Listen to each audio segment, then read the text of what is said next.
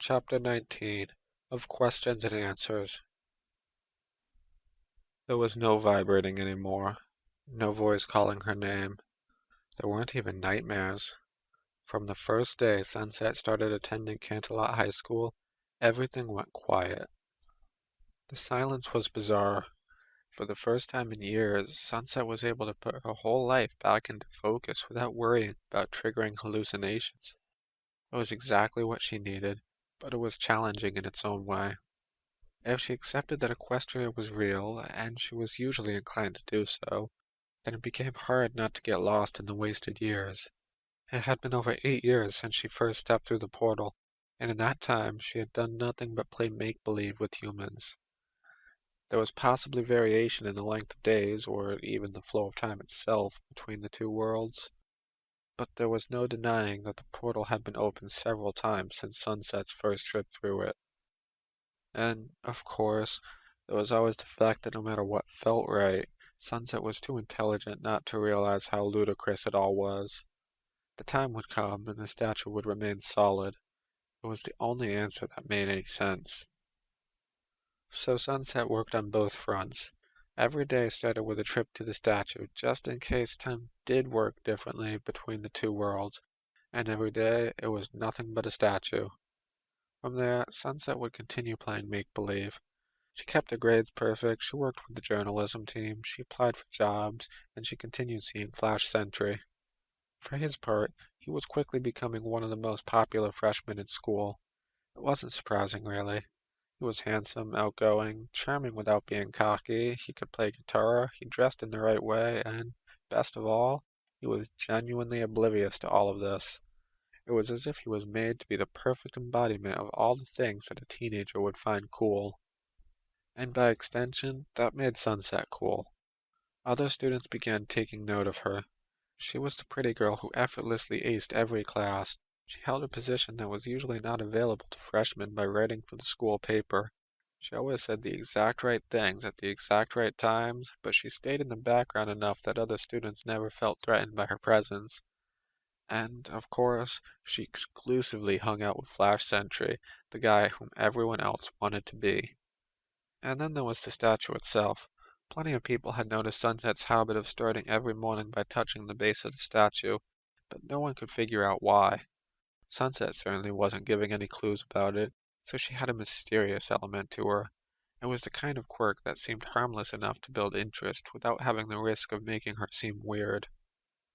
Yep, the statue's still there, Flash teased as he caught Sunset at the statue early one morning. Sunset noticed a small crowd of people looking their way. It hadn't taken her long to realize that while she never wanted their friendship, the adoration of others was another matter entirely. Sunset's smile as she answered was almost more for them than for Flash. Just making sure. It's an important part of the school's appearance, you know. Yes, of course. Flash knew better than to try to pry further. He leaned against the statue as he changed the subject. So I was wondering, there's this really great local band playing this weekend. Did you maybe want to go see them together? Sunset hesitated before answering. It was innocent enough. Sunset had never been to a concert before, and Flash did have good taste in music. It sounded like it could actually be fun. But she also wasn't sure about the idea of seeing him over the weekend. They already saw each other every day at school, they had weekly guitar lessons, and Sunset had even introduced Flash and his dad to Rose Petal. It all served a purpose, since no one could claim she was just making him up. But it was all also overwhelming. Flash misunderstood her hesitation. Let's go to the library. I can show you their website so you can hear what they sound like. At least his misunderstanding could work as an excuse to stall for time until she heard the band. I've got to do something before class starts. Maybe you can show me after school? Yeah, of course. Flash seemed to take her lack of an answer as a yes. You're gonna love them. It'll be a blast. We'll see, I guess. Sunset began walking towards the school, eager to distance herself from the conversation. But I'll also have to see if I can even get permission to go to a concert. I'm sure Miss Rose won't mind. Unfortunately, so was Sunset. Yeah, maybe. Anyway, I should get going if I want to get this taken care of on time. Did you want any company? Okay, guess not. Flash muttered to himself as Sunset quickly walked away. In a twisted way, it was good to have a dilemma with Flash. Sure, she'd be thinking about it all day, but that would hopefully stop her from thinking about other things. Things like whatever was about to happen in this meeting. If Sunset was wrong about Equestria, then it was easy to see how her delusions could have formed. The first true memory that she could recall was being discovered at Canterlot High School, so it made sense that it worked its way into her psyche. But there were unexplained anomalies. It wasn't like she couldn't come up with possibilities, but she couldn't be certain what was true, and that ate at her. She could remember the day she was found, but couldn't remember it clearly enough. The stress, the overwhelming amount of new experiences, her young age, everything piled up to leave Sunset with exceptionally vivid fragments of what happened, but with nothing to connect them together. And there was one particular gap that she was never satisfied leaving open. Sunset knew Celestia. The statue had started her along the path, but Celestia's voice had been what made everything click into place. And every day she heard that voice again. It was only ever simple morning announcements to start the day, but no matter what Celestia was saying, that voice resounded through Sunset's mind. There were only three possibilities. The first was that Princess Celestia and Principal Celestia were the same being. That didn't make sense in any logical way, but if Equestria and Princess Celestia were real, then it was the most scientifically sound. When Sunset crossed through the portal, she was transformed from a pony to a human. It only made sense that the same thing would happen to Celestia. Had she followed Sunset after all? She could have gotten stuck in this world as well and chose to remain at the school to monitor the portal. While it was disconcerting to imagine that the portal may no longer be working, it would be comforting to speak with Celestia again, to have her unquestionable word that yes, my gifted student, it was all real. You didn't imagine it. But Celestia had seen Sunset. On the first day of school, Celestia had looked directly into Sunset's eyes, if only for a moment. Could she really have forgotten? It had been so long, but Sunset didn't believe she was that replaceable. So the second possibility was that Princess Celestia and Principal Celestia were entirely separate individuals, in spite of the obvious similarities. The odds of that being a coincidence were minuscule to the point of being entirely negligible. But there was the possibility that the two worlds were completely parallel dimensions. That would explain another thing that had baffled Sunset. Several notable locations carried over. Canterlot was the city Sunset had lived in, and now it was her high school. She had gone to Everfree Middle School and Whitetail Elementary, both of which were also places within Equestria. Although it sounded a bit too close to science fiction, it was something Sunset couldn't rule out. Third explanation was the worst, as well as the most likely. There was no Equestria. Sunset had adapted the place names and locations she knew into her fantasy, and she had somehow known Celestia in the past. They could even be related, although that was stretching it. The police had conducted a thorough investigation before giving up on finding Sunset's parents, and she was sure they would have found out if Sunset had any family willing to claim her in the state. And, of course, Celestia hadn't recognized Sunset as a long-lost daughter when they saw one another. No, it was more likely that she had met Celestia, but in a much smaller way. None of those explanations answered every question she had, but figuring out which one was true would be the key to solving the puzzle. But figuring out which one was true would require Sunset to finally confront the one thing she had actively been avoiding. Sunset stood outside Principal Celestia's office and tried to steel her nerves. All she did was waste time, however, so eventually she had to ignore the shaking of her hand and knock on the door. "Come in," Celestia's voice called from the other side, sending shivers through Sunset's body. She ignored those as well and opened the door. Sunset froze in place. Even her lungs stopped working as she stood transfixed on the sight of Celestia before her. The rest of the world faded away. It didn't matter. All there was that was worth paying attention to was the woman that sat across the room. Principal Celestia did not forget the rest of the world. She was not lost in memories of the girl who stood before her. If she had been, she wouldn't have smiled so politely. She wouldn't have casually raised a hand to gesture between Sunset and the chair across from her. She wouldn't have maintained nothing more than polite pleasantness when she said, "Please, come in. What can I do for you, miss?" And the world came rushing back. It was too much, and it threatened to overwhelm her. She forced herself to focus on one thing at a time. Step into the room, close the door, sit down. Principal Celestia was waiting expectantly, so Sunset had to speak. Start with an introduction. "My name's Sunset Shimmer." Sunset Shimmer? Celestia's smile grew wider. Did she remember after all? "You're the student who wrote the article on friendship. I have to say I was very impressed." No, she didn't. Focus. Don't lose sight of the goal. Thank her for the compliment. "Thank you, ma'am." Move forward. Don't waste this chance. "There's something I want to ask you." Principal Celestia chuckled. "I should have known. Every year someone from the paper wants to do an interview. And while I'm always happy to oblige, you should know that it never really goes over as well with the student body as you'd expect." "A misunderstanding. Correct the mistake." "No, it's not for the paper." Sunset took a deep breath and forced herself to look into Principal Celestia's eyes. The memory of another Celestia's eyes still burned in her mind, but these ones were simply warm. They were not the same Celestia, that much was apparent. "It's actually, well, it's about me." Principal Celestia looked puzzled, but patiently waited for more. "Oh?" Sunset nodded. 8 years ago, I was found at this school. I was alone and didn't know where I was. I couldn't remember anything about my life before then, like where I lived or who my parents were or anything. Sunset closed her eyes. It felt wrong to lie to Celestia, even the wrong Celestia. "I still don't remember anything from before that day." "My goodness." Celestia reached her hand across the table, placing it on top of Sunset's. Sunset opened her eyes and stared at it, unable to think of anything other than how wrong it was. "That sounds awful. Were you able to find your way home?" Sunset shook her head. "Someone did find me eventually, though, but I was so confused that I don't remember who they were or even what they looked like. I think it was two people, but I'm not really sure. I was hoping that maybe they worked at the school or something, so that I could get the chance to speak with them again. Have you ever heard about something like that?" Principal Celestia contemplated the question for a moment. I'm sorry, but I don't think I have.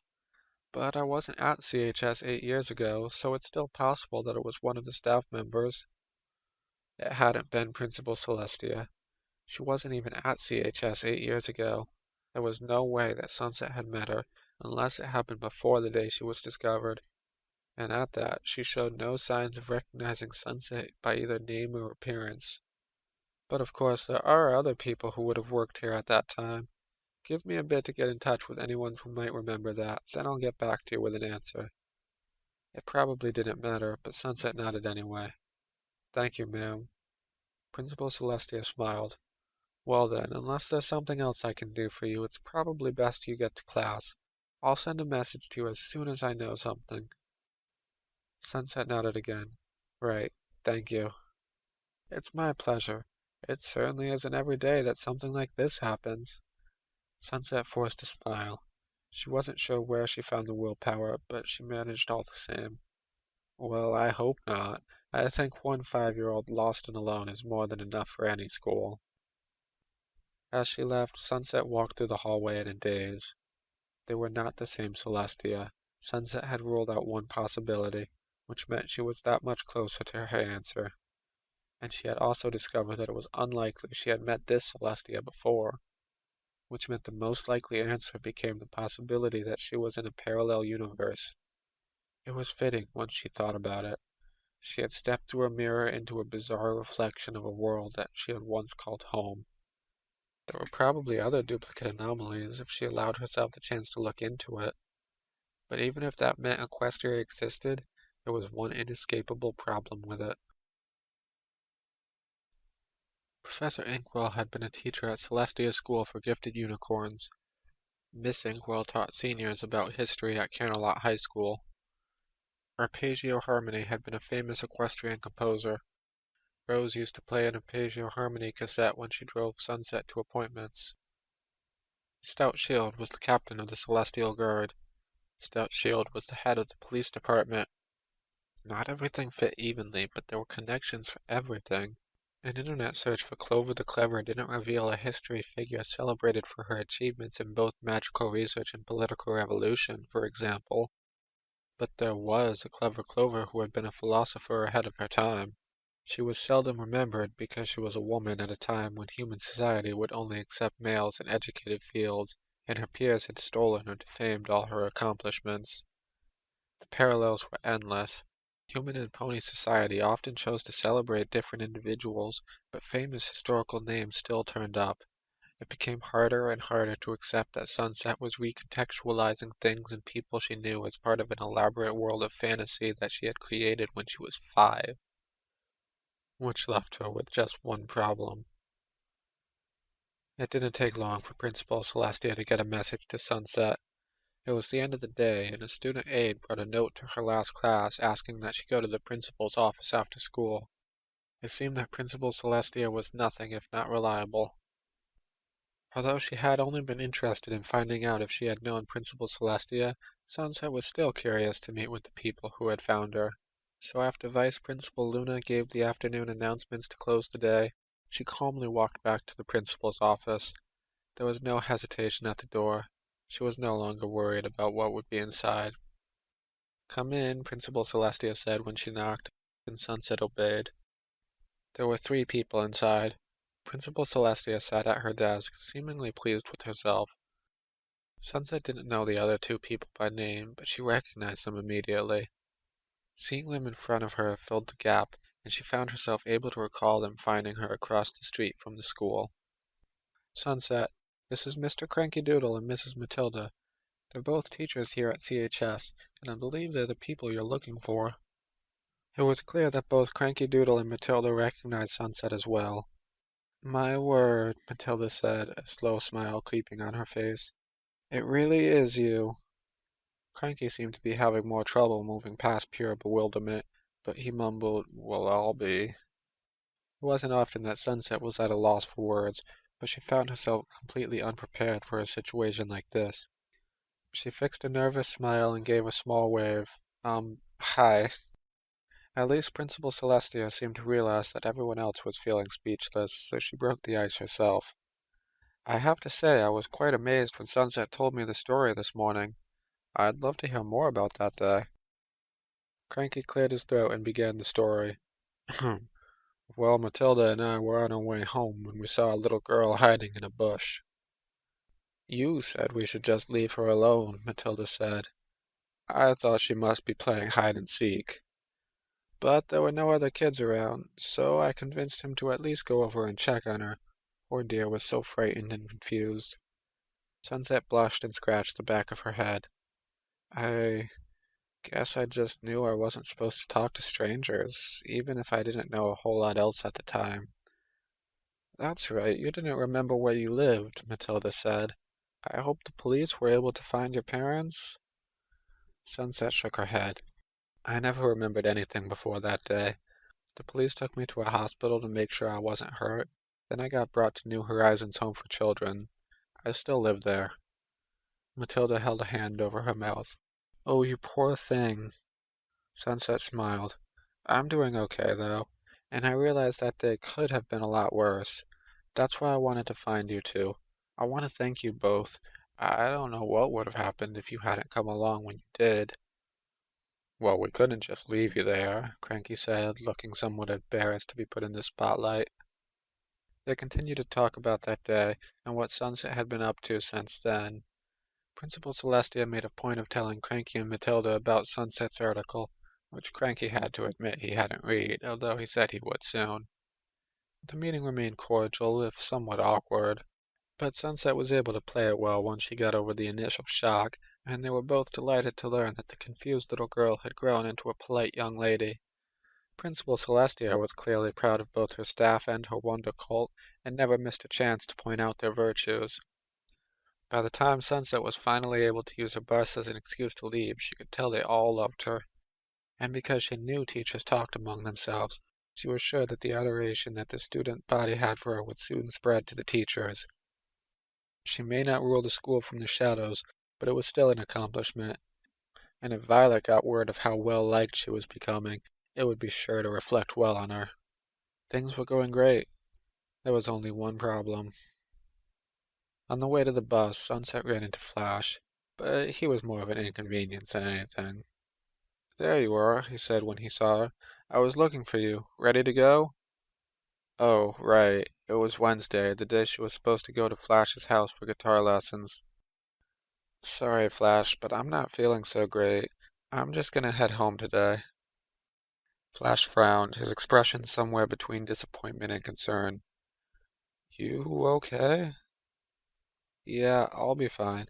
I just need to get some rest." Biting back his disappointment, Flash nodded solemnly. "All right, well, take it easy." He looked off to the side and seemed to be embarrassed. "So, about that concert, how about I email you the band's page, then you can check them out? Or, if you don't want to do that, maybe there's something else we could do this weekend?" Sunset cocked her head to the side. "If I don't wind up going to the concert, just go without me." "Yeah, but—" Flash shook his head. We'll figure it out when you're feeling better." Sunset was confused by how embarrassed he seemed to be, but she didn't have time or interest to figure out why. "Yeah, all right. I'll see you later, Flash." "Bye, Sunset. Hope you feel better soon." Sunset walked away, aware that he was still watching her. She had more important things to worry about, though. And she did, all the way back to the orphanage. She expected the bus ride would feel like an eternity, but she barely noticed it.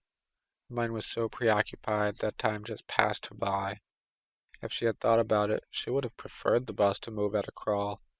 It would be better than being home, as she knew there was no real relief waiting for her there.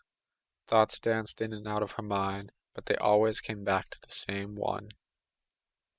She didn't run home from the bus stop. She didn't rush to her room. She moved steadily and purposefully, but without hurry. There was nothing waiting for her. There would be no answer to her question. Sunset didn't speak to anyone when she walked into New Horizons.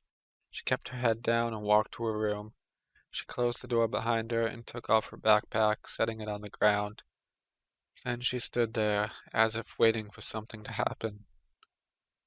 But nothing would. Nothing ever did. Nothing real, anyway. Slowly, Sunset walked over to her bed. She moved the mattress and reached her hand into the hole in the box spring. Inside it, there was a pillowcase, which she removed. It had become largely ignored, and Sunset didn't plan on putting it back. She replaced the mattress, taking care to line it up neatly, and sat down on it. One by one she removed the contents. She pulled out the novel and examined the cover. An equestrian classic. She would have to read it again sometime soon. She pulled out the comic and flipped through the pages. Pictures of ponies in almost every panel. Even in stylized form, they looked natural to her. She would reread that one too. She pulled out the coin purse and opened it. It was full of copper coins that still shone brightly. She took out one of the bits and examined it, running her hand over the etchings, then put it back. Then Sunset ran out of ways to keep stalling. Not that it mattered. One way or another it was going to come down to this, and there would be no answer. She pulled out the last item from the pillowcase. It was a brown journal with a yellow and red sun on the cover. Sunset had spent years poring over every page.